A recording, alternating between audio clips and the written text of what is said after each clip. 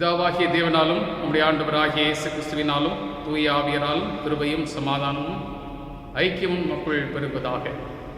தர்மையான மனமகிழ்ச்சியான கர்த்தருடைய நாளிலே நாம் இணைந்து ஆராதிப்பதற்கு ஆண்டவர் தந்திருக்கிற இந்த நல்ல வாய்ப்புக்காக உள்ளத்தின் ஆழத்திலிருந்து துதிகளை தோத்திரங்களை ஏறெடுப்போம்.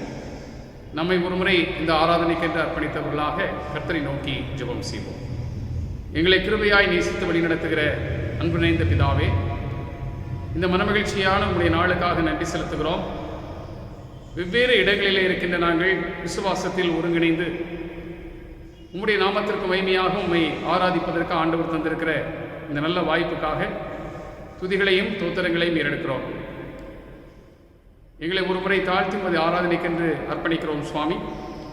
நாங்கள் பாட இருக்கிற பாடல்கள், தியானிக்க இருக்கிற திருவசனங்களை நீர் எங்களுக்கு ஆசீர்வதித்து தர வேண்டும் என்று ஜெபிக்கின்றோம். உம்முடைய திருக்கரங்களில் எங்களை அர்ப்பணிக்கிறோம். இந்த ஆராதனையின் துவக்கம் முதல் நிறைவு மட்டும் உம்முடைய பரிபூர்ண பிரசன்னத்தை நாங்கள் உணர்ந்தவர்களாக பங்கு பெற கர்த்தர் எங்கள் எல்லாரையும் ஆயத்தப்படுத்த வேண்டும் என்று ஜெபிக்கின்றோம். நேசிக்கிற அன்பின் ஆண்டவர் இயேசு கிறிஸ்துவின் மூலமாய் எங்கள் ஜெபத்தை ஏற்றுக்கொள்ளும் அன்புள்ள பிதாவே, ஆமேன். ஆராதனைக்கு ஆரம்பமாக நாம் யாவரும் இணைந்து பாடுவோம்.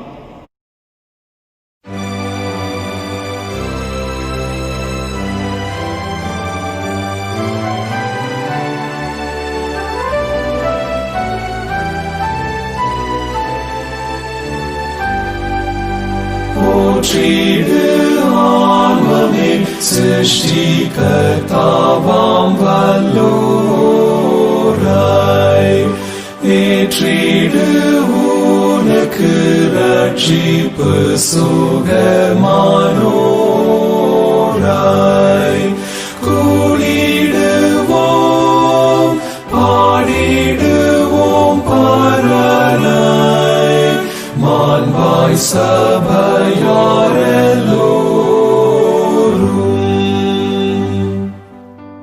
போற்றிடு யாவையும் ஞானமாய் ஆளும் தீராதை,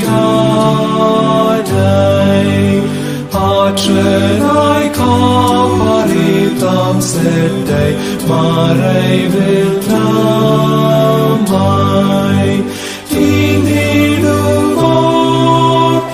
இன்று நாம் வேண்டும் எல்லாம் யாவும் அவர் அருளினாம்.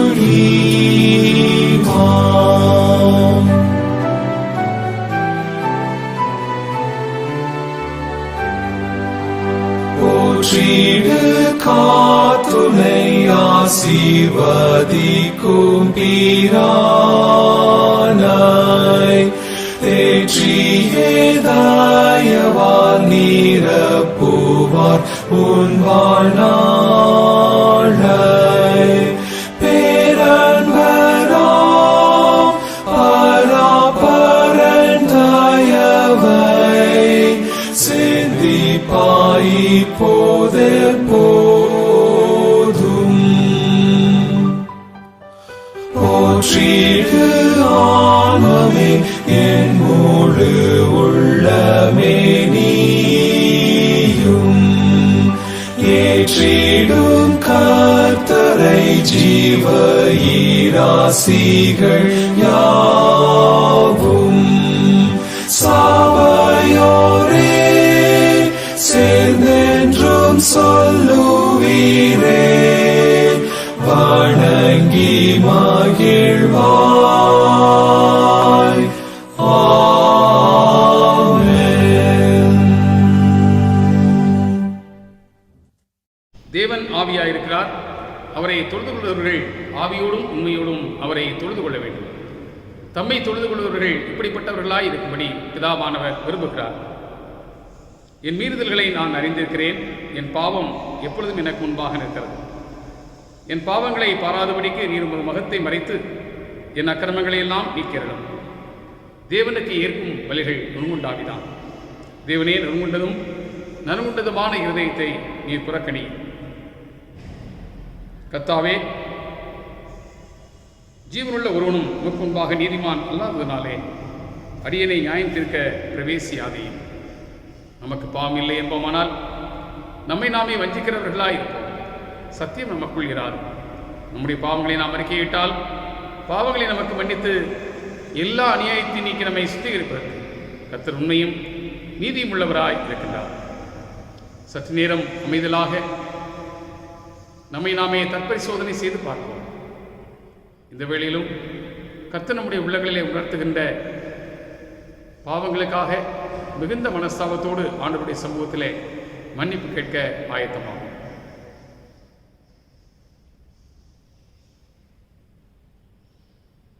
நம்முடைய செயல்களினாலும் வார்த்தைகளினாலும் நம்முடைய சிந்தனைகளினாலும் செய்த எல்லா பாவங்களையும் கர்த்தர் தயவாக பொறுத்து மன்னிக்கும்படியாக நாம் இந்த வேளையிலே கேட்க ஆயத்தமாவோம்.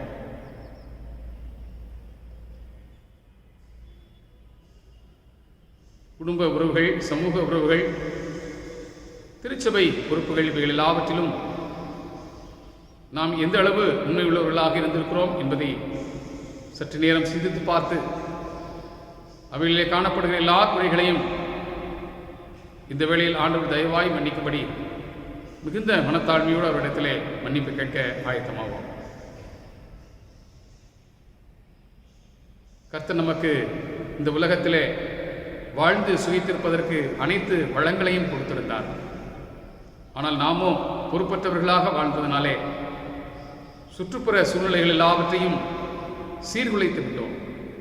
அது நிமித்தமாக அனைத்து படைப்புகளிலும் காணப்படுகிற சீர்குலைவுகளை இந்த நாளிலே நாம் எண்ணி பார்த்து பொறுப்பற்ற நம்முடைய செயல்கள் எல்லாவற்றையும் ஆண்டவர் மன்னித்து நாம் மனம் திரும்பினவர்களாக பொறுப்புள்ள மனிதர்களாக வாழ்வதற்கு கிருபை பாராட்டும்படியாக நாம் ஆண்டவரிடத்திலே மிகுந்த மனத்தாழ்மையோடு மன்னிப்பு கேட்கும் வண்ணமாக நாம் யாவரும் இணைந்து பாவ அறிக்கை ஜெபத்தை எடுப்போம்.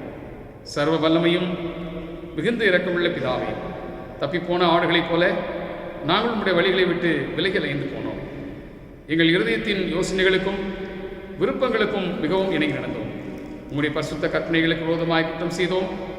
செய்யத்தக்கவைகளை செய்யாமல் செய்யத்தகாதவைகளை செய்துள்ளோம். எங்களுக்கு சுகமே இல்லை.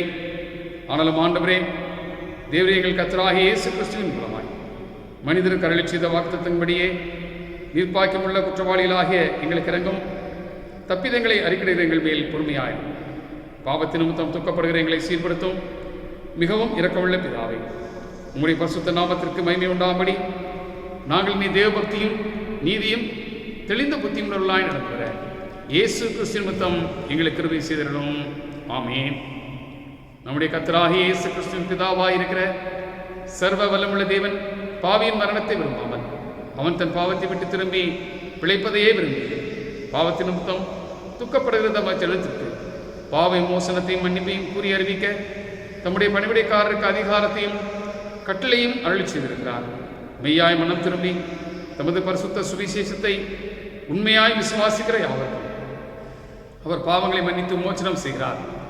ஆகையால் கடைசியிலே அவருடைய நித்திய ஆனந்தத்தில் சேரத்தக்கதாய் இத்தருணத்தில் நாம் செய்கிறது அவருக்கு பிரியமாய் இருக்கவும் இனி உயிரோடு இருக்கும் நாளெல்லாம் மாசில்லாமல் பரிசுத்தமுள்ளவர்களாய் நடக்கவும் அவர் நமக்கு மெய்யான மனம் திரும்புதலையும் தம்முடைய பரிசுத்த ஆவியும் அருளிச் செய்ய வேண்டும் என்று நம்முடைய கர்த்தராகிய இயேசு கிறிஸ்துவின் மூலமாய் அவரை வேண்டிக் கொள்ள கடவோம். ஆமென். கர்த்தர் நமக்கு கற்றுத்தந்த ஜெபத்தை நாம் யாவரும் சேர்ந்து ஏறெடுப்போம். பிரமண்டலங்களில் இருக்கிற எங்கள் பிதாவே, உம்முடைய நாமம் பிரசுத்தப்படுவதாக, உம்முடைய ராஜ்யம் வருவதாக, உம்முடைய சித்தம் பரமண்டலத்திலே செய்யப்படுகிறது போல பூமியிலேயும் செய்யப்படுவதாக. அன்றன்றுள்ள எங்கள் அப்பத்தை இன்று எங்களுக்கு தாரும். எங்களுக்கு விரோதமாய் குற்றம் செய்வதற்கு நாங்கள் மன்னிக்கிறது போல எங்கள் குற்றங்களை எங்களுக்கு மன்னியும். எங்களை சோதனைக்குள் பிரவேசிக்க பண்ணாமல் தீமை நின்று எங்களை ரட்சித்துக் கொள்ளும். ராஜ்யமும் வல்லமையும் மகிமையும் என்றென்றைக்கும் உம்முடையவைகளே. ஆமென். தொடர்ந்து நாம் கர்த்தரை நோக்கி ஜெபம் செய்வோம். கிருபை நிறைந்த அன்பின் ஆண்டவரே, இந்த நாளிலும் நாங்கள் ஒருமனப்பட்டு உம்மை நோக்கி எங்கள் விண்ணப்பங்களை ஏறெடுக்க கர்த்தர் எங்களுக்கு கொடுத்திருக்கிற அந்த அருமையான வாய்ப்புக்காக, ஜெப நேரத்திற்காக நன்றி செலுத்துகின்றோம். ஆண்டவரே, உலகம் முழுவதும் சந்தித்து வருகின்ற நெருக்கடியான இந்த காலகட்டங்களிலே எல்லா இடங்களிலும் பரவி வருகிற இந்த நோய் தொற்று கிருமிகளின் தாக்குதலிலே இருந்து அனைத்து தேசங்களையும் பாதுகாக்க வேண்டும் என்று உம்முடைய சமூகத்தில் மிகுந்த பாரத்தோடு மன்றாடுகின்றோம். ஆண்டவரே, சமீப காலங்களில் எல்லா இடங்களிலும் பரவி வருகின்ற இந்த நோய் தொற்று கிருமி நிமித்தமாக நிலைகுலைந்து காணப்படுகின்ற தேசங்களை ஆண்டவர் சீரமைக்க வேண்டும் என்று ஜெபிக்கின்றோம். குறிப்பாக எங்களுடைய தேசத்திலும் அனைத்து பகுதிகளிலும் அதிகமாக பரவி வருகின்ற இந்த நோய் தொற்று கிருமி நிமித்தமாக பாதிக்கப்பட்டிருக்கிற மக்கள் எல்லாருக்காகவும் உடைய சமூகத்தில் பாரத்தோடு ஜெபிக்கிறோம். அனைவருக்கும் ஆண்டவரதிலிருந்து விடுதலையை கட்டளையிட வேண்டும் என்று ஜெபிக்கின்றோம். இந்த காலகட்டங்களில் துரிதமாக தங்களுடைய தனிப்பட்ட வாழ்வை குறித்து சிந்திக்காமல் அர்ப்பணிப்போடு சேவை செய்து வருகின்ற மருத்துவர்களுக்காக, செவிலியர்களுக்காக மற்றும் அரசு பணியாளர்கள் ஒவ்வொருவருக்காகவும் சமூகத்தில் வந்து ஜெபிக்கின்றோம். ஆண்டவரே, கிருபையாக இறங்கி அவர்களை நீர் அனுதினமும் பாதுகாத்து வழி நடத்த வேண்டும் என்று ஜெபிக்கின்றோம்.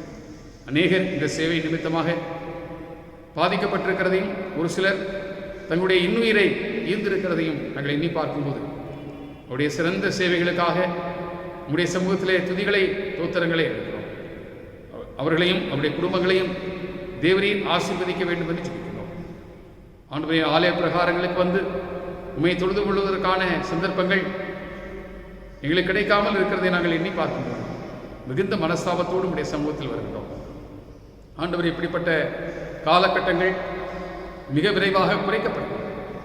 நாங்கள் மனமகிழ்ச்சியாக உம்முடைய ஆலய பிரகாரங்களுக்கு வந்து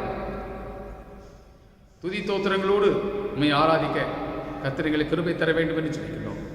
ஆண்டவரே, தனிமைப்படுத்தப்பட்ட இந்த வாழ்க்கை சூழ்நிலையில் வெவ்வேறு இடங்களிலே வாழ்ந்து கொண்டிருக்கின்ற திருச்சபை மக்களாகிய எங்கள் எல்லாரையும் நீர் பாதுகாத்து வருகிறேன். நன்றியோடு உம்மை துதிக்கிறோம், உம்மை சோதரிக்கிறோம்.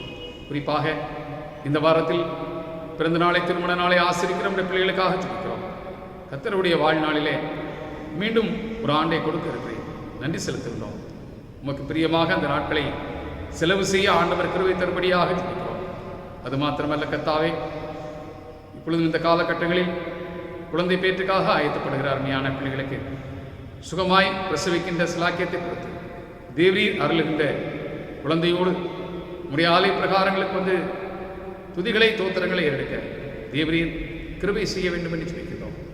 ஆண்டவருடைய திருமண வாழ்வுக்கென்று ஆயத்தப்பட்ட அருமையான பிள்ளைகள் நற்காரியங்கள் தடைபட்டு கொண்டிருக்கிறதை மனதில் நினைத்து வேதனைப்படுத்தும். ஆண்டவர்கள் எல்லாவற்றையும் மாற்றி விரைவில் இந்த காரியங்கள் நடைமுறைப்படுத்தப்படுகிறது. நல்ல சூழ்நிலைகளை ஆண்டவர் தருபடியாக ஜெபிக்கின்றோம். ஆண்டவரே, தேசம் சந்தித்திருக்கின்ற, இந்த உலகம் சந்தித்திருக்கின்ற நெருக்கடியான காலகட்டத்தில் கர்த்தர் எங்களோடு கூடவே இருந்து எங்களை வழிநடத்தி கொண்டு வருகிற அன்புக்காக துதிகளை, தோத்திரங்களை இருக்கிறோம். எங்கள் திருச்சபையின் வயது முதிர்ந்தவர்களுக்காகவும் சமீப காலத்தில் மிகவும் பலவீனப்பட்டிருக்கின்ற திருச்சபை மக்கள் ஒவ்வொருவருக்காகவும் ஜெபிக்கிறோம். எல்லா பலவீனங்களையும் சோர்வுகளையும் முற்றிலுமாக மாற்றி உம்முடைய புது பலத்தை ஒவ்வொருவருக்கும் தந்து நீர் வழிநடத்த வேண்டும் என்று ஜெபிக்கிறோம். உம்முடைய திருக்கரங்களில் எங்களை ஒருமுறை தாழ்த்தி அர்ப்பணிக்கிறோம் சுவாமி. தொடர்ந்து இருக்கின்ற ஆராதனை வேளையில் உம்முடைய பிரசன்னத்தை உணர்ந்து நாங்கள் பங்கு பெறத்தக்கதாக எங்களை வழிநடத்த வேண்டும் என்று கெஞ்சுகிறோம். துதி, கனம், மகிமை அனைத்தையும் உமக்கே செலுத்துகின்றோம்.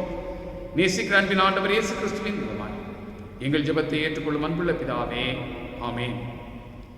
நாம் யாவரும் இணைந்து கிறிஸ்தவ கீர்த்தனைகளிலே 5வது கீர்த்தனையை பாடுவோம்.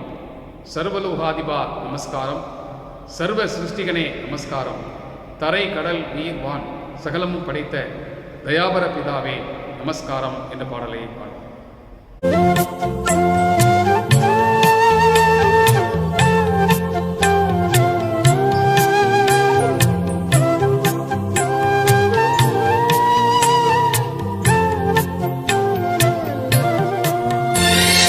സർവലോകാധിപാ നമസ്കാരം, സർവ സൃഷ്ടികനെ നമസ്കാരം, தரைக்கடல் உய்வான் சகலமும் படைத்த தயாபர பிதாவே நமஸ்காரம், தரைக்கடல் உய்வான் சகலமும் படைத்த தயாபர பிதாவே நமஸ்காரம்.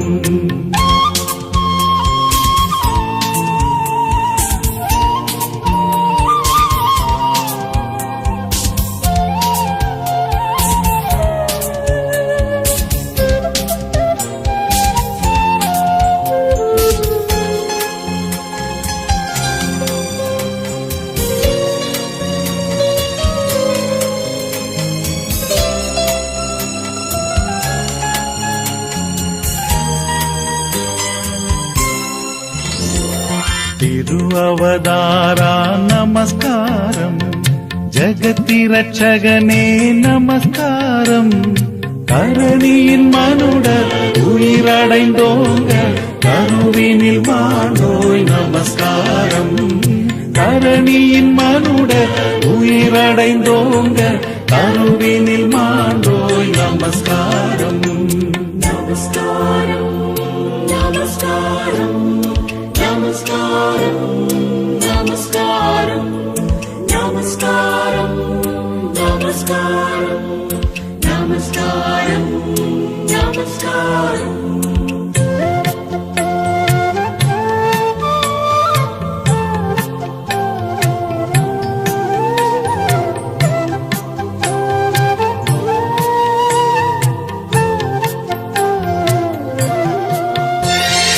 பரிசுத்தாவி நமஸ்காரம், பரம சத்குருவே நமஸ்காரம், அருவியடியார் அகத்தினில் வசிக்கும் அரிய சித்தே சதா நமஸ்காரம், அருவியடியார் அகத்தினில் வசிக்கும் அரிய சித்தே சதா நமஸ்காரம்.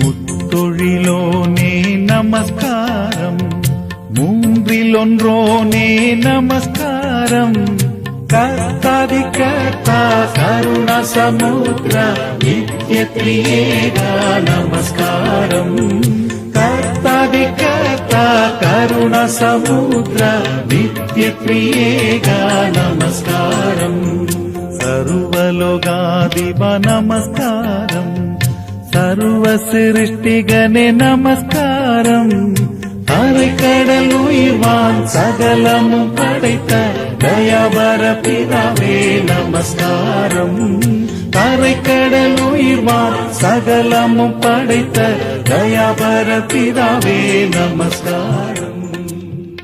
நாம் கர்த்தருடைய திருவசன போதனைகளை கேட்கிறதுக்கு முன்பாக தலைகளை தாழ்த்தி ஜெபம் செய்வோம்.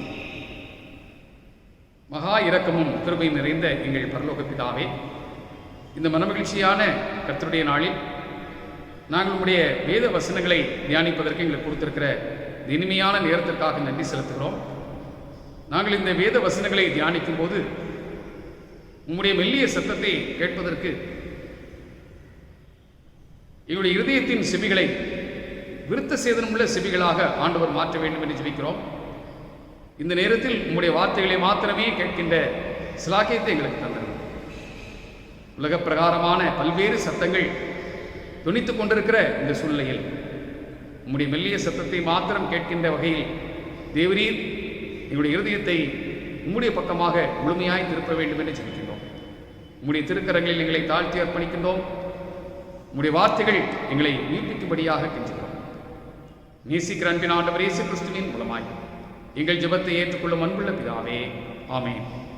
கிறிஸ்துக்குள் அன்பானவர்களே, இந்த நாளை நாம் தென்னிந்திய திருச்சபையாக சுற்றுப்புற சூழல் ஞாயிறாக நாம் ஆசரிக்கின்றோம்.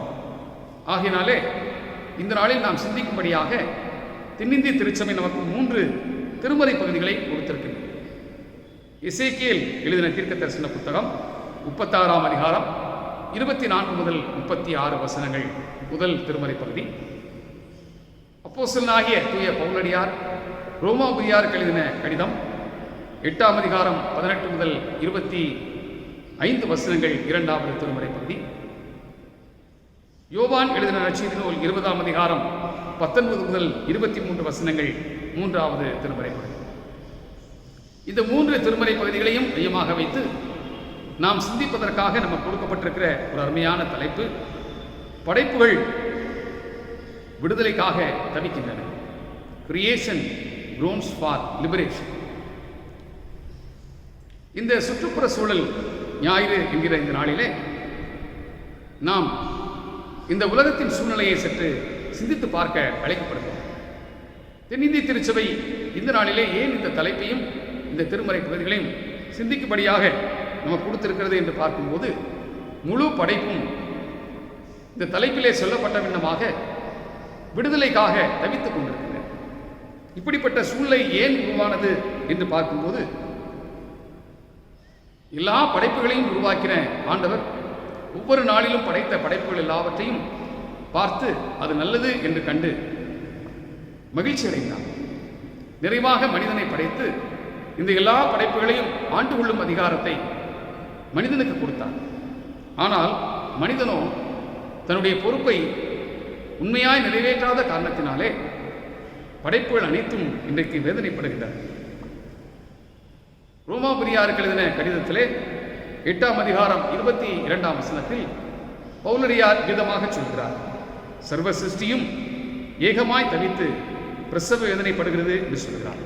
உண்மையாகவே இந்த காலகட்டங்களில் இயற்கை பேரழிவுகள் அதிகமாக உலகத்தில் வருவதை நாம் பார்க்கின்றோம்.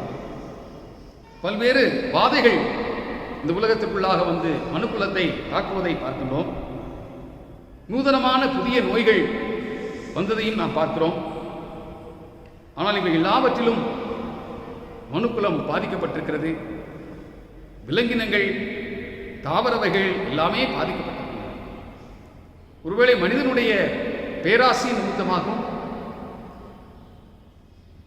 தன்னை ஒரு படைப்பாளராக மாற்றிக்கொள்ள வேண்டும் என்ற ஒரு நோக்கத்தோடும் ஆண்டவர் உருவாக்கின்ற முறையான இந்த படைப்புகள் எல்லாவற்றிலும் ஒரு புதுமையான படைப்பை மனிதன் உருவாக்க நினைத்த காரணத்தினாலே தாவரங்கள் எல்லாவற்றிலும் ஹைபிரிட் முறையிலே புதிய தாவர வகைகளை உருவாக்க ஆரம்பித்தார்கள். அதுபோலவே விலங்குகளிலும் நேரடியான இனப்பெருக்க உறவுகள் இல்லாமலே விலங்குகளை உருவாக்கக்கூடிய குளோனிங் முறைகளை உருவாக்கினார்கள். இன்னும் குறுகிய காலத்திலேயே மகசூல் வர வேண்டும் என்பதற்காக நீண்ட கால பயிர்கள் எல்லாவற்றையும் குறுகிய கால பயிர்களாக மாற்றி விரைவிலேயே அந்த மகசூலை, அதிகமான மகசூலை எடுக்க விரும்பினார்கள். இப்படியெல்லாம் செய்த காரணத்தினாலே எல்லா படைப்புகளும் பாதிக்கப்பட்டன. அது நிமித்தமாக சுற்றுப்புற சூழல் அதிகமாக பாதிக்கப்பட்டது. வசதி வாய்ப்புகள் உருவாக்க ஆரம்பித்தார்கள். இந்த உலகமானது வெப்பமயமான காரணத்தினாலே ஓசோன் படலத்திலே ஓட்டைகள் விழ ஆரம்பித்தது. அது நிமித்தமாக நேரடியாக கதிர்கள் தாக்குதல் ஏற்பட்ட காரணத்தினால் பல்வேறு விதமான நோய்களும் மனுக்குலத்தை தாக்க ஆரம்பித்தது. இப்படிப்பட்ட சூழ்நிலையிலே முழு உலகத்தில் இருக்கின்ற சிருஷ்டிகள் அனைத்தும் பிரசவ வேதனைப்படுகின்ற ஒரு சூழ்நிலையாக இருக்கும்போது இதில் இருந்து விடுதலை அடைவதற்கு என்ன செய்ய வேண்டும் என்று கேட்கும்போது இந்த 3 திருமறை பகுதிகளையும் மையமாக வைத்து நாம் சிந்தித்தால் அதில் இருந்து 3 சிறந்த பாடங்களை நாம் கற்றுக்கொள்ள முடியும். முதலாவது திருமறை பகுதி எசேக்கியேல் 36ஆம் அதிகாரம் 26 முதல் 36 வசனங்களை நாம் வைத்து சிந்திக்கும் போது அதிலே என்ன கற்றுக்கொள்கிறோம் என்று சொன்னால், மனுக்குலமானது இந்த படைப்பின் விடுதலைக்காக தங்களுடைய மீறுதல்களை உணர்ந்து பார்க்க அழைக்கப்படுகிறோம். For the liberation of creation, we should realize our transgressions. நம்முடைய மீறுதல்கள் ஒவ்வொன்றையும் எண்ணி பார்க்க அழைக்கப்படுகின்றோம். இந்த திருப்பதி பகுதியை நீங்கள் வாசித்து பார்த்தால் இதிலே எசேக்கியேல் என்கிற தீர்க்கதரிசி 70 ஆண்டுகள் இஸ்ரவேல் ஜனங்கள் பாபிலோனிலே சிறை கைதிகளாக இருந்த காலகட்டத்தில் அவர்களில் ஒருவராகவே இவர் வாழ்ந்து வந்தார். ஊசி என்கின்ற ஆசாரியனுடைய மகன். இவருக்கு இந்த தரிசனம் வந்த காலகட்டங்களை வைத்து பார்க்கும்போது 70 ஆண்டுகள் நெருங்கிக் கொண்டிருக்கிற ஒரு சூழ்நிலை. அப்பொழுது ஆண்டவர் அவர்களோடு கூட பேசுகிறார். இதில் நீங்கள் கவனித்து பார்க்கும்போது உங்களுடைய இதயத்தை நான் மாற்றுவேன், கல்லான இருதயத்தை சதையான இருதயமாக மாற்றுவேன், என்னுடைய ஆவியை உங்களுடைய உள்ளங்களிலே வைப்பேன் என்றெல்லாம் ஆண்டவர் சொல்கிறாரே. இதற்கு காரணம் என்னவென்றால், ஏன் இவர்கள் இந்த தண்டனை காலத்தை அனுபவிக்கிறார்கள் என்று பார்க்கும்போது லேவியராகமம் 25ஆம் அதிகாரம் 4 முதல் 23 வசனங்களை நீங்கள் தயவு செய்து பொறுமையாக வாசித்து பார்க்கும்படி அன்போடு உங்களை கேட்டுக்கொள்கின்றேன். இந்த பகுதியிலே பார்க்கும்போது குடியமர்வு காலத்தில், அதாவது எகிப்திலே அடிமைகளாக இருந்து ஆண்டவர் இவர்களை மீட்டுக் கொண்டு வந்து சொந்த தேசத்தை இவர்களுக்கு தந்து அதிலே குடியமர வைத்த போது இவர்களுக்கு சில வழிமுறைகளை கொடுத்தார். எப்படி இந்த நிலத்தை, இயற்கை வளங்களை பயன்படுத்த வேண்டும் என்பதற்கு சில வழிமுறைகளை கொடுத்தார். அதில் நீங்கள் கவனித்து பார்க்கும்போது 7 ஆண்டுகளுக்கு ஒரு முறை, அதாவது 7வது ஆண்டு ஓய்வு ஆண்டாக ஆசரிக்க வேண்டும். அதிலே எந்த பயிரும் செய்யக்கூடாது, எந்த விளைச்சல்களையும் அறுவடை செய்யக்கூடாது. ஆகையினாலே நிலம் ஓய்வாக அந்த ஆண்டிலே இருக்க வேண்டும் என்று சொல்லி ஆண்டவர் கட்டளையிட்டிருந்தார். அப்படி பார்க்கும்போது 7 ஆண்டுகள் என்று சொல்லி 49வது ஆண்டு வரும்போது 49வது ஆண்டும் ஒரு ஓய்வு ஆண்டாக வரும். 50வது ஆண்டு யூபிலி வருஷமாக வருவதனால் அதுவும் ஒரு ஓய்வு வருஷமாக வரும். ஆனால் ஆண்டவர் என்ன சொல்லுகிறார் என்றால், நீங்கள் தொடர்ந்து இந்த பகுதியை வாசித்து பார்க்கும்போது 6ஆம் வருஷத்திலே நான் அதிகமான விளைச்சலை தருவேன், 8ஆம் 9ஆம் வருஷத்திலும் உங்களுக்கு நிறைவான விளைச்சலை தருவேன். ஏனென்றால் நீங்கள் என் கற்பனைகளுக்கு கீழ்ப்படிந்து இந்த ஓய்வு ஆண்டை இந்த தேசத்திற்கும் இந்த நிலத்திற்கும் நீங்கள் கொடுப்பீர்களானால் மென்மேலும் ஆசீர்வதிக்கப்படுவீர்கள் என்று ஆண்டவர் சொல்கிறார். ஆனால் இவர்களோ கீழ்ப்படியாமல் போனார்கள். இவர்கள் குடியமர்வு காலம் வந்த வருஷம் 1076ஆம் வருஷம். நேபுகாத் நேச்சார் கடைசியாக எருசலேம் தேவாலயத்தை அழித்து மக்களை சிறைப்பிடித்துக் கொண்டு போன வருஷம் கிறிஸ்துவுக்கு முன் 586ஆம் வருஷம். இந்த இடைப்பட்ட காலத்தை நீங்கள் கணக்கிட்டு பார்ப்பீர்கள் என்றால் சரியாக 490 வருடம் வருகிறது. இந்த 490 வருடங்களை நீங்கள் 7ஆலே வகுத்து பார்ப்பீர்கள் என்றால் 70 ஆண்டுகள். 70 ஆண்டுகள் இந்த மக்கள் கர்த்தருடைய கற்பனைகளை மீறினார்கள். 70 முறை இந்த தேசத்தில் இருக்கிற நிலங்களுக்கு இவர்கள் ஓய்வு கொடுத்திருக்க வேண்டும், கொடுக்கவில்லை. ஆகையினாலே இந்த மீறுதல்களுக்காக ஆண்டவர் அவர்களை அடிமைகளாக ஒப்புக் கொடுத்தார். இப்பொழுது நிலமற்றவர்களாக, சொந்த தேசத்தில் வாழ முடியாதவர்களாக, அந்நிய தேசத்திலே அடிமைகளாக வாழ்ந்து கொண்டிருந்தார்கள். இப்படிப்பட்ட சூழ்நிலையில் தான் இந்த எசேக்கியேல் தீர்க்கதரிசியின் மூலமாக ஆண்டவர் பேசுகிறார். நான் உங்களுக்கு புதிய இருதயத்தை தருவேன், அந்த இதயத்திலே என் ஆவியை வைப்பேன், கல்லான இதயத்தை எடுத்து சதையான இதயத்தை தருவேன். நீங்கள் கல்லான இருதயம் இருந்ததினாலே என் கற்பனைகளை மீறி உங்கள் மனம் போன போக்கிலே நடந்தீர்கள். தேசத்திற்கு சரியான விதத்தில் ஓய்வை தரவில்லை, நீங்களும் ஓய்வை சரியாக ஆசரிக்கவில்லை. இப்படிப்பட்ட காரணத்தினாலே நீங்கள் அடிமைகளாக இருக்கிறீர்கள் என்பதை ஆண்டவர் உணர்த்தினார். சுத்தமான தண்ணீர் தெளித்து நான் உங்களை பரிசுத்தமாக்குவேன் என்றும் சொன்னார். ஆகினாலே மீறுதலில் நீங்கள் சுத்திகரிக்கப்படுவீர்கள் என்று ஆண்டவர் சொன்னதை பார்க்கும்போது இவர்கள் தங்களுடைய மீறுதல்களை உணர்வுபடியாக அழைக்கப்பட்டார்கள்.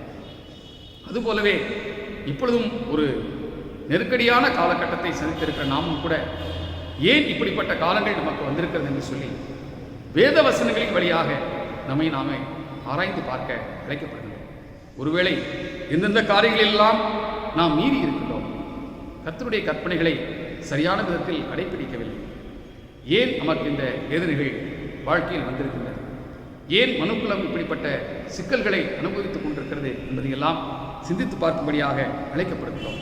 ஆகவே படைப்புகள் விடுதலை அடைவதற்கான ஒரே வழி மனுக்குலம் தன்னுடைய மீறுதல்களை உணர்ந்து மனம் திரும்புவதுதான். 2வது திருமறை பகுதிக்கு நாம் வருவோமானால், அப்போஸ்தலனாகிய தூய பவுலடியார் ரோமாபுரியாருக்கு எழுதின கடிதம் 8ஆம் அதிகாரம் 18 முதல் 23 வசனங்கள். இதிலே பார்க்கும்போது என்ன சொல்லுகிறார் என்றால், படைப்பின் விடுதலைக்காக நாம் நம்மை மறு அர்ப்பணிப்பு செய்ய வேண்டும். மறு அர்ப்பணிப்பு செய்யும் போது ஆண்டவர் நம்மை மறுரூபம் ஆக்குவார், நாம் அவருடைய பிள்ளைகளாக மறுரூபம் ஆக்கப்படுவோம். அதைத்தான் இந்த பகுதி நமக்கு சொல்லுகிறது. For the liberation of creation, we should recommit ourselves for being transfigured as God's children. கர்த்தருடைய பிள்ளைகளாக நாம் மறுரூபம் அடைவதற்கு நம்மை முழுவதுமாக மறுபடியும் ஒரு முறை அர்ப்பணிக்க வேண்டும். இதிலே கவனிக்கும் போது எல்லா படைப்புகளும் மனுக்குலத்திலிருந்து ஒன்றை எதிர்பார்த்து கொண்டிருக்கிறது. என்னவென்றால், நாம் கர்த்தருடைய பிள்ளைகளாக, அவருடைய பிள்ளைகளாக மாற வேண்டும் என்கிற எதிர்பார்ப்பு இந்த எல்லா படைப்புகளும் இருக்கு. ஏனென்றால், நாம் கர்த்தருடைய பிள்ளைகளாக மாறிவிட்டால் படைப்புகளிலே அன்பு செலுத்துவோம், அப்படி நேசிப்போம். ஆதி மனிதன் பாவம் செய்த போது ஆதியாகமம் 3ஆம் அதிகாரம் 17ஆம் வசனத்திலே ஆதாமை பார்த்து ஆண்டவர் விதமாக சொன்னார், பூமி உன் நிமித்தம் சபிக்கப்பட்டது. இதற்கு முன்பாக ஆண்டவர் இந்த வார்த்தையை பயன்படுத்தவில்லை. எல்லாவற்றையும் நல்லது என்று கண்ட ஆண்டவர் இப்பொழுது சொல்லுகிறார், பூமி உன் நிமித்தம் சபிக்கப்பட்டது. ஏனென்றால், நான் உனக்கு கொடுத்த இந்த கட்டளையை நீ பாவம் செய்தாய். ஆகையினாலே உன் நிமித்தமாக பூமி சபிக்கப்பட்டது. அவனுடைய குமாரர்களில் ஒருவனாகிய காயின் தன்னுடைய சகோதரனாகிய ஆபேலை கொலை செய்தான். அப்பொழுது 4ஆம் அதிகாரம் 11, 12 வசனங்களை பார்க்கும்போது காயினை பார்த்த ஆண்டவர் சொன்னார், பூமியில் நீ சபிக்கப்பட்டிருப்பாய், நிலம் தன் பலனை உனக்கு தராது என்று சொன்னார். ஆகையினாலே மனிதர்கள் செய்கின்ற கொலை, பொய், விபச்சாரம், களவுகள், கையூட்டுகள் பெறுவது, லஞ்சங்கள் வாங்குவது, இப்படி பல்வேறு விதமான பாவங்களை அனைத்துமே இயற்கை சீரழிவுகளுக்கு ஒரு காரணமாக இருக்கிறது என்பதை இந்த பகுதி நமக்கு சுட்டி காட்டுகிறது. என்றால், காயின் சகோதரனை கொலைதான் செய்தான். ஆனால் ஆண்டவர் சொல்லுகிறார், இந்த நிலம் உனக்கு இனிமேல் தன் பலனை தராது. காரணம் என்னவென்றால், நீ கொலை செய்தாய். மனிதன் செய்கிற ஒவ்வொரு பாவத்தின் நிமித்தமாகவும் இந்த பூமியும் இயற்கை வளங்களும் முற்றிலுமாக பாதிக்கப்படும். ஆகையினாலே இந்த மனுக்குலமானது எத்தனை பாவங்களை, கோடிக்கணக்கான பாவங்களை செய்திருக்கிறது. இது நிமித்தமாக எவ்வளவு பாதிப்புகள் இந்த இயற்கையிலே ஏற்பட்டிருக்கும் என்பதை நாம் சிந்தித்து பார்க்க அழைக்கப்படுகிறோம். ஆகையினால்தான் இந்த படைப்புகள் எல்லாம் நாம் கர்த்தருடைய பிள்ளைகளாக மாற வேண்டும் என்று எதிர்பார்த்து கொண்டிருக்கின்றது. அப்படிப்பட்ட மறுரூபமாக்கப்படுகின்ற ஒரு அனுபவம் வருவதற்கு நாம் மீண்டுமாக ஆண்டவருக்கு ஒப்புக் கொடுக்க அழைக்கப்படுகின்றோம். ஏனென்றால், இந்த முழு படைப்புகளும் பிரசவ வேதனைப்படுகின்றன. அப்படி பிரசவ வேதனைப்படுகின்ற அந்த சூழ்நிலையிலே நாம் இந்த படைப்புகள் விடுதலை பெறுவதற்காக ஆண்டவருடைய சமூகத்தில் நம்மை அர்ப்பணிக்கும் போது நிச்சயமாக நாம் கர்த்தருடைய பிள்ளைகளாக மறுரூபம் ஆக்கப்படுவோம். அப்பொழுது படைப்புகளை சரியான விதத்தில் பராமரிக்கின்ற மனப்பக்குவம் நமக்கு ஏற்படும். கர்த்தருடைய கற்பனைகளுக்கு மீறி நாம் அவைகளை சேதப்படுத்துகின்ற குணங்கள் எல்லாவற்றிலும் இருந்து விடுதலை அடைந்தவர்களாக நாம் வாழ்வோம். நமக்கு கிடைக்கின்ற அந்த ரட்சிப்பு, அந்த விடுதலை எல்லா படைப்புகளுக்கும் நிச்சயமாக கிடைக்கும் என்பதிலே எந்த விதமான சந்தேகமும் இல்லை. மனிதனை மையமாக வைத்து நீங்கள் யோசித்து பார்த்தீர்கள் என்றால் 4 வகையான உறவுகள் இருக்கின்றன. மனிதன் தன்னுடைய உள்ளான மனிதனோடு வைத்திருக்கின்ற உறவு, மனிதன் பிற மனிதர்களோடு வைத்திருக்கின்ற உறவு, மனிதன் இயற்கை வளங்களோடும் படைப்புகளோடும் வைத்திருக்கிற உறவு, மனிதன் இறைவனோடு வைத்திருக்கிறது. இந்த 4 வகையான உறவுகளிலும் எந்த ஒரு உறவு பாதிக்கப்பட்டாலும் எல்லா உறவுகளும் பாதிக்கப்படும், அனைத்தும் சீர்குலையும். ஆகினால் எல்லா உறவுகளையும் சமமாக நாம் பராமரிக்க வேண்டியவர்களாக இருக்கிறோம். அதற்காகத்தான் நம்மை மறு அர்ப்பணம் செய்ய இந்த பகுதியை அழைக்கின்றோம். என்றால், நீங்கள் மறு அர்ப்பணம் செய்வீர்களானால் நிச்சயமாக கர்த்தருடைய பிள்ளைகளுக்கு ஏற்ற பொறுப்புணர்வு நம்முடைய உள்ளத்தில் வரும். ஆண்டவர் தந்திருக்கிற இயற்கை வளங்களையும் ஆண்டவர் தந்திருக்கின்ற ஆசீர்வாதங்களையும் தகுந்த முறையிலே பராமரிக்கிறவர்களாக நாம் மாறுவோம் என்பதிலே எவ்விதமான சந்தேகம் இல்லை. 3வது திருமறை பகுதி யோவான் எழுதின நற்செய்தி நூல் 20ஆம் அதிகாரம் 19ஆம் வசனம் முதல் 23ஆம் வசனம். இந்த பகுதியிலே பார்க்கும்போது மீட்பின் நற்செய்தி அறிவிப்பதற்காக சீடர்களை ஆண்டவர் ஆயத்தப்படுத்தி அனுப்புகிற நேரம் அவர்கள் தனி அறையிலே அடைத்துக் கொண்டிருக்கும் போது அவர்களை வந்து சந்திக்கிறார். அப்படி சந்திக்கும் போது அந்த நிகழ்வின் வழியாகவும் இந்த படைப்புகள் விடுதலை அடைவதற்காக என்ன ஆண்டவர் சொல்லுகிறார் என்றால், புதிய நற்செய்தி இந்த மனுக்குலத்திற்கு இருக்கிறது. அது என்னவென்றால் மனிதர்களுக்கு மீட்பு என்கின்ற அந்த நற்செய்தி. அந்த மீட்பு என்கிற நற்செய்தியின் வழியாக எல்லா படைப்புகளுக்கும் விடுதலையும் இருக்கிறது. ஏனென்றால் மனிதர்கள் மீட்படையும் போது, அவர்கள் மனம் மாறும்போது, மனம் திரும்பும் போது எல்லா படைப்புகளுக்கும் விடுதலை நிச்சயமாகும். அதுதான் ஆண்டவர் சொல்லுகின்ற இந்த புதிய நற்செய்தி. The salvation of mankind will give liberation to all the creation. இது உண்மை. ஏனென்றால் மீட்கப்பட்ட மனிதர்கள் நிச்சயமாக பொறுப்புள்ள மனிதர்களாக இருப்பார்கள். இதில் நீங்கள் கவனிக்கும் போது 2 வார்த்தைகளை இந்த சந்திப்பிலே ஆண்டவர் சொல்லுகிறார். சீடர்களை சந்திக்கும் போது உயிர்த்தெழுந்த ஆண்டவர் இந்த 2 வார்த்தைகளை சொல்லுகிறார். உங்களுக்கு சமாதானம், சமாதானம் என்கின்ற வார்த்தை. அந்த பகுதியில் இன்னொரு வார்த்தை மன்னிப்பு. நீங்கள் யாருடைய பாவங்களை எல்லாம் மன்னிக்கிறீர்களோ அது அவர்களுக்கு மன்னிக்கப்பட்டது. ஆகினாலே மன்னிப்பு என்கிற அருமையான வார்த்தை. இந்த 2ஐயும் பார்க்கும்போது சமாதானம் ஆண்டவர் தருகின்ற ஆசீர்வாதம், மன்னிப்பு என்பது மனுக்குலத்திற்கு ஆண்டவர் கொடுத்திருக்கிற சிலாக்கியம். ஏனென்றால் இதை கொண்டு நாம் மற்றவர்களை மன்னிக்கும் போது நமக்கு கிடைத்த அதே சிலாக்கியத்தினுடைய பலாபலன் மற்றவர்களுக்கும் கிடைக்கின்றது. ஆகையினாலே நாம் உறவுகள் சீரமைக்கப்பட்டு சீரான உறவு நிலையிலே வாழ ஆரம்பிக்கும். மன்னிப்பு என்பது உறவுகளிலே இருக்கின்ற உடைசல்களை சீரமைக்கின்ற ஒரு சிறந்த ஆன்மீக பண்பாக இருக்கிறது. அதை பயன்படுத்துவதற்குத்தான் ஆண்டவர் சொல்லுகிறார், நீங்கள் மற்றவர்களை மன்னிப்பதற்காக மன்னிப்பு என்கின்ற ஒரு சிறந்த ஒரு பண்பை நான் உங்களுக்கு தருகின்றேன் என்று சொல்லுகிறார். அதன் வழியாக நீங்கள் என்ன செய்யுங்கள், எவருடைய பாவங்களெல்லாம் நீங்கள் மன்னிக்கிறீர்கள், அந்த பாவங்கள் எல்லாம் அவர்களுக்கு மன்னிக்கப்பட்டிருக்கும் என்று சொல்லுகிறார். ஆகினாலே இந்த மன்னிப்பின் வழியாக சமாதானம் வருகின்றது. இந்த சமாதானம் நமக்குள் நாம் வைத்திருக்கின்ற சமாதானம் மாத்திரமல்ல, பிற மனிதர்களோடும் ஆண்டவரோடும் பிற படைப்புகளோடும் நாம் சமாதானமாக வாழ்வோம். ஒருவேளை பிற படைப்புகளோடும் சமாதானமாக வாழ வேண்டும் என்கிறதை புரிந்து கொள்ள முடியாமல் இருக்கலாம். ஆனால் இறைவனோடு வாழ்கின்ற, ஐக்கியப்பட்டு வாழ்கின்றவர்கள் பிற படைப்புகளோடும் இணைந்து வாழ்கிறவர்களாகவே இருப்பார்கள்.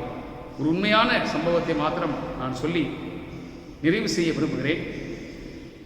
1998 முதல் 2000 ஆண்டினுடைய முற்பகுதி வரையிலும் ஒரிசாவிலே மிஷனரிகளாக பணியாற்றும்படி நாங்கள் அனுப்பப்பட்டிருந்தோம்.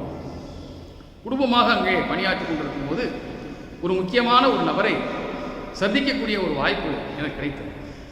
அந்த நபர் ஆந்திரா மாநிலத்தை சார்ந்தவர். அவரை ராஜகுரு என்று சொல்லி அழைப்பார். அவரை பற்றிய உண்மை சம்பவங்களை நான் கேள்விப்பட்டு நானும் ஒரு முறை சென்று அவரை சந்திக்க விரும்பினேன். என்னோடு இருந்த ஊழியர் அதற்கான ஒரு ஏற்பாடு செய்தார். அவரையும் போய் நான் சந்தித்தேன். அந்த மனிதனுடைய உண்மை சம்பவம் என்னவென்று சொன்னால், சிறு வயதிலே அவருக்கு லூகோடர்மா என்று சொல்லப்படுகின்ற வெள்ளை நிற புள்ளிகள் வரக்கூடிய ஒரு வியாதி அவருடைய தோலிலே ஏற்பட்டது. பார்ப்பதற்கு சற்று அகோரமாக இருந்த காரணத்தினாலே சிறு வயதாக இருக்கும் போதே இது ஏதோ ஒரு சாபத்தினால் வந்திருக்கிறது என்று சொல்லி இந்த சிறுவனை காட்டுக்குள்ளே கொண்டு போய் உண்மையாகவே அவருடைய பெற்றோர் மனக்கடினமாக வனாந்திரத்திலே விட்டுவிட்டு வந்து விட்டார்கள். ஆனால் நடந்தது என்னவென்றால், பல ஆண்டுகள் கழித்து ஆடு மேய்க்கின்ற ஒரு சில வாலிபர்கள் அந்த பகுதிக்கு சென்றபோது அவர்கள் சில அற்புதமான காட்சிகளை பார்த்தார்கள். இந்த வெள்ளை புள்ளிகள் நிறைந்த ஒரு அகோரமான தோற்றத்தோடு இருக்கிற இந்த வாலிபன் இப்பொழுது ஒரு நல்ல தேக ஆரோக்கியமுள்ள ஒரு பெரிய வாலிபனாக மாறிவிட்டான். இவன் சிங்கங்கள் அருகிலேயே படுத்திருக்க இவனும் அங்கே அமர்ந்திருக்கின்றான். விலங்குகளோடு சாதாரணமாக சர்வசாதாரணமாக நடமாடுகிறான். இதை இவர்கள் பார்த்தபோது ஆச்சரியப்பட்டார்கள். இவனிடத்தில் ஏதோ ஒரு தெய்வீக சக்தி இருக்கிறது என்று சொல்லி ஊருக்குள்ளே போய் அவர்கள் சொன்னபோது எல்லாரும் திரண்டு வந்து இவனை சந்தித்து கேட்டபோது அந்த மனிதன் சொன்னான், இயேசு கிறிஸ்து என்று ஒருவர் இருக்கிறார், அவரை எனக்கு யார் என்று தெரியாது. ஆனால் நான் என் பெற்றோர்களால் கைவிடப்பட்டு இந்த வனாந்தரத்தில் இருந்தபோது அவர் எனக்கு தரிசனமானார். ஆகையினால் எந்த விலங்கும் என்னை ஒன்றும் செய்யவில்லை. நான் அவைகளோடு சர்வசாதாரணமாக பழகுகிறேன். அவைகள் எனக்கு எந்த தீங்கையும் செய்வதில்லை என்று சொன்னார். இவர்களுக்கு ஆச்சரியமாக இருந்தது.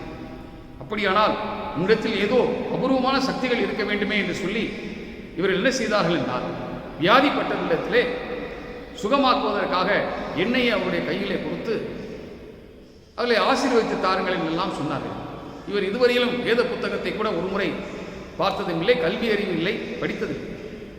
ஆனால் ஏதோ தனக்கு தெரிந்த சில வார்த்தைகளை சொல்லி ஒரு ஜெபிப்பதாக சொல்லி கொடுத்தார்.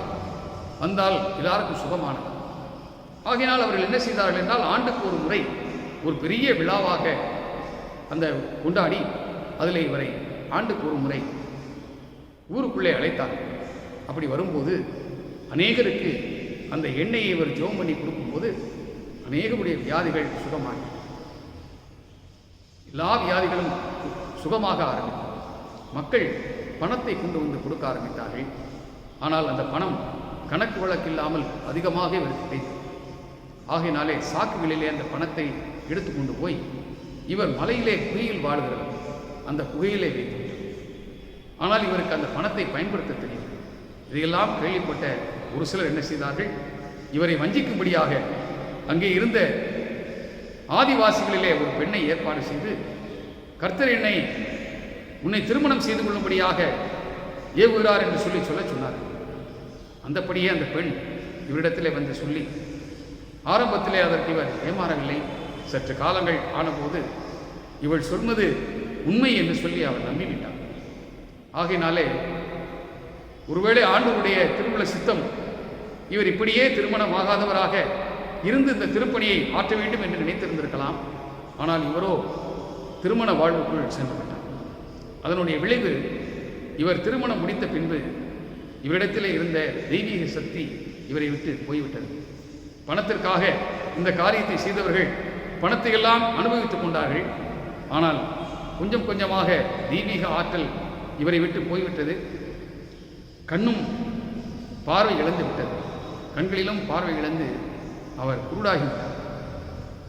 இப்படிப்பட்ட சூழ்நிலையில் தான் ஒரு இடத்துல இவர் வசித்துக் கொண்டிருக்கிறார் என்று சொல்லி அங்கே இருக்கின்ற ஒரு ஊழியர் சொன்னார்.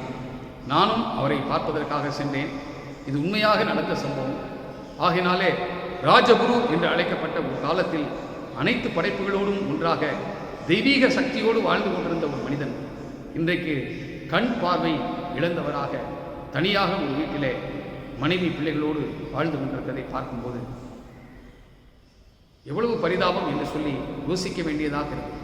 ஒருவேளை ஆண்டவர் ஆற்றலை கொடுத்திருக்கிறார், ஒவ்வொருவரையும் ஒவ்வொரு விதமாக அழைத்திருக்கின்றார். இந்த மனிதனை இயற்கையோடு இசைந்து வாழ்ந்து தெய்வீக ஆற்றலோடு வாழ்வதற்கு அழைத்திருந்தோம். அந்த அழைப்பை மறந்து போனார். உண்மையாகவே ஆண்டவரோடு இசைந்து வாழ்கிறவர்கள் அனைத்து ஜீவராசிகளோடும் சமாதானம் பொருந்தி வாழக்கூடியவர். ஆகினால்தான் இந்த பகுதிகள் எல்லாம் நமக்கு மனம் திரும்ப வேண்டும் என்று சொல்லி ஒரு அழைப்பை கொடுக்கின்றனர்.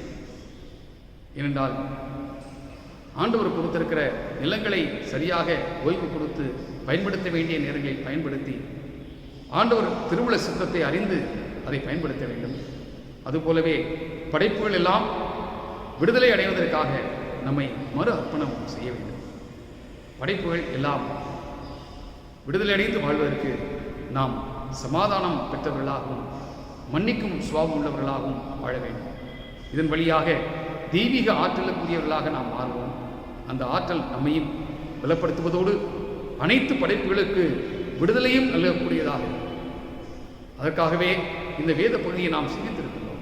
இந்த பகுதியின் மூலமாக கற்றுக்கொண்ட காரியங்களை நாம் நடைமுறைப்படுத்த நம்மை ஒருமுறை கர்த்தருடைய சமூகத்தில் அர்ப்பணிப்போம். தேவன் நமக்கு அந்த ஆற்றலையும் பலத்தையும் நமக்கு தந்து வழிநடத்துவாராக. அவருக்கே சகல துதியும் கனமும் மகிமையும் சதா காலங்களிலும் உண்டாவதாக. ஆமென். கர்த்தரை நோக்கி ஜெபம் செய்வோம். கிருபை நிறைந்த அன்பின் ஆண்டவரே, அனைத்து படைப்புகளுக்கும் காரணராக இருக்கிற எங்கள் பரிசுத்தமுள்ள பிதாவே, வார்த்தையினாலே எல்லா படைப்புகளையும் உருவாக்கி, ஆனால் உம்முடைய கரங்களின் கிரியையாக மனிதனை எல்லாவற்றுக்கும் மகுடமாக உருவாக்கி அவனுடைய கரங்களிலே இந்த படைப்புகள் எல்லாவற்றையும் கொடுத்து ஆண்டு கொள்ளும் அதிகாரத்தை கொடுத்தீர்கள். ஆனால் பொறுப்பாக அதை நிறைவேற்றாத காரணத்தினால் ஏற்பட்டிருக்கின்ற இப்படிப்பட்ட சீர்குலைவுகள் எல்லாவற்றிலும் உள்ளது. இந்த படைப்புகளை பாதுகாக்க வேண்டும் என்று நீ விரும்புகிறீர்.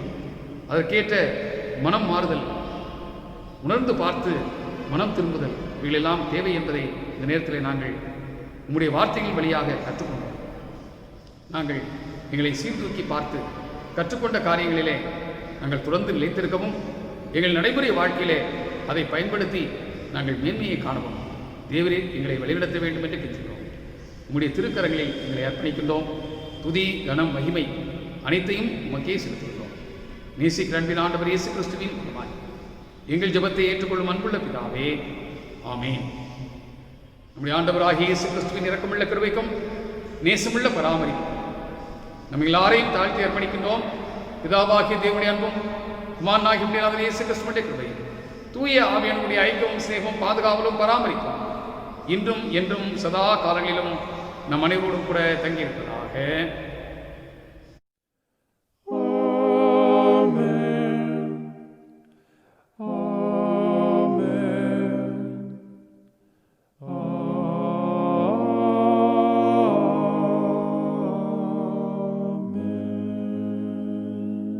நிறைவு பாடலாக நாம் யாவரும் இணைந்து பாமாலைகளிலே 161வது பாடலை பாடுவோம். எல்லாருக்கும் மா உன்னத என்ற பாடலை பாடுவோம்.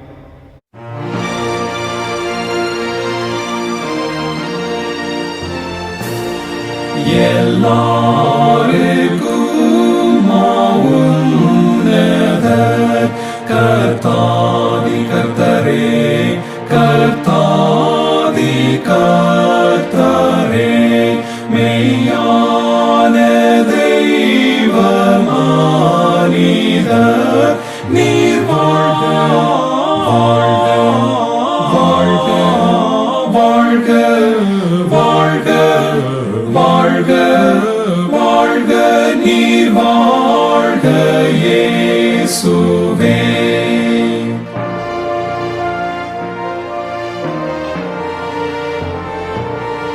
விண்ணில் பிரதானியான நீர் பகைஞர்க்காகவே பகைஞர்க்காகவே மண்ணில் இறங்கி மாறித்தீர் நீர் வாழ்க வாழ்க வாழ்க வாழ்க வாழ்க நீர் வாழ்க இயேசுவே.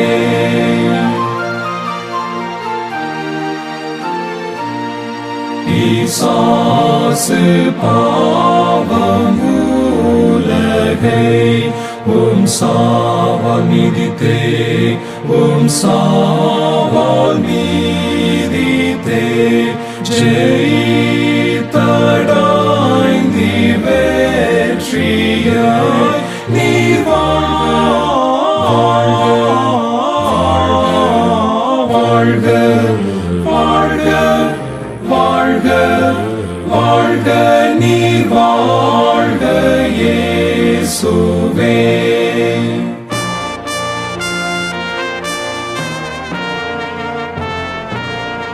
நீர் வென்ற பாடி நாங்களும் வென்றேறி போகவே வென்றேறி போகவே பாரத்தில் செங்கோ செலுத்து நீர் வாழ்க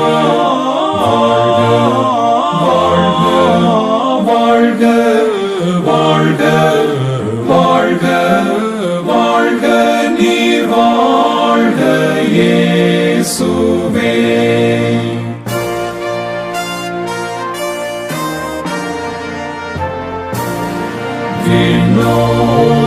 விண்ணோர்களோடு மண்ணுள்ளோ என்றைக்கும் வாழவே என்றைக்கும் வாழவே பரமவாசல்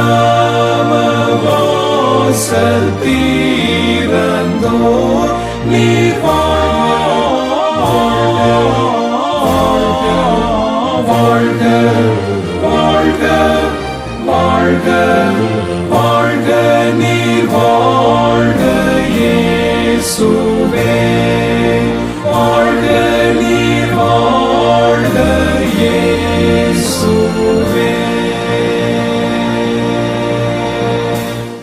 ஆத்துமாவே கர்த்தரை ஸ்தோத்திரி. என் முழு உலமையுடைய பரிசுத்த நாமத்தை ஸ்தோத்திரி. என் ஆத்துமாவே கர்த்தரை ஸ்தோத்திரி. அவர் செய்த சகல உபகாரங்களையும் மறவாதே. ஆமென். நம்முடைய ஆண்டவராகிய இயேசு கிறிஸ்துவினுடைய கிருபையும் இரக்கமும் சமாதானமும் நம் அனைவரோடும் கூட இன்றும் என்றும் சதா காலங்களிலும் தங்கியிருப்பதாக. ஆமென்.